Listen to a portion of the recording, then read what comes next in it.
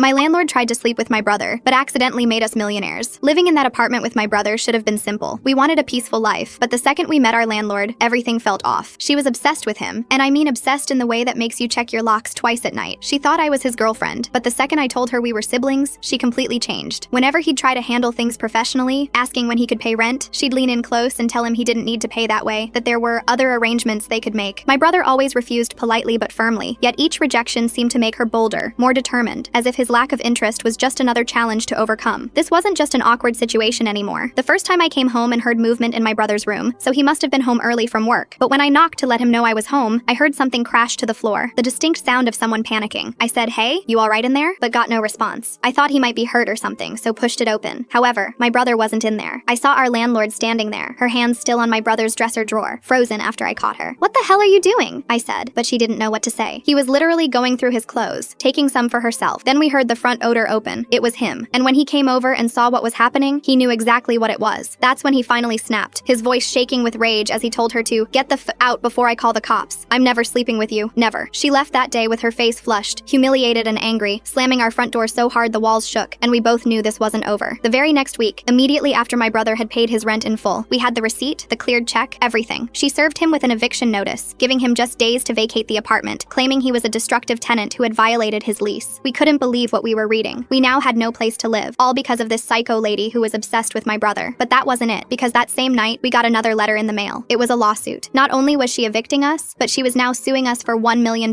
for being reckless tenants who wouldn't meet her needs. She was literally trying to ruin our lives. And when the court date came, she started telling the judge my brother was a reckless tenant who had destroyed her property. She claimed he had punched dozens of holes in the walls and completely trashed the living room. "Do you have proof of this?" the judge asked, and she already knew what her next move was. "Yup, right here." And she eagerly pulled out her phone to show a video she'd taken. We all watched as she played footage of herself walking through our apartment, specifically through my brother's bedroom, the camera panning slowly across walls and furniture. But the room was immaculate, not a single hole in sight, not even a piece of trash on the floor, just his neatly made bed and organized desk. The judge studied the video carefully. Then he asked, "Where are the holes you mentioned?" But she paused for a second. "Oh, they're just behind the posters. You can't see them because he covered them up with them." At one point in the video, you could even catch her reflection in my brother's mirror, wearing an extremely revealing outfit. "Did you take this video while he was still living there?" She nodded confidently. "Yes, Your Honor. I just didn't want to invade his privacy by moving his posters." The judge's frown deepened as he leaned forward and asked the question that sealed her fate. "Well, since you were so concerned about not invading his privacy, I'm assuming you got his permission to enter the apartment when you took this video?" The courtroom went completely silent as her mouth opened to say something, but realized exactly what she did. The judge didn't need to wait. He turned to us and actually awarded us the full amount on the spot.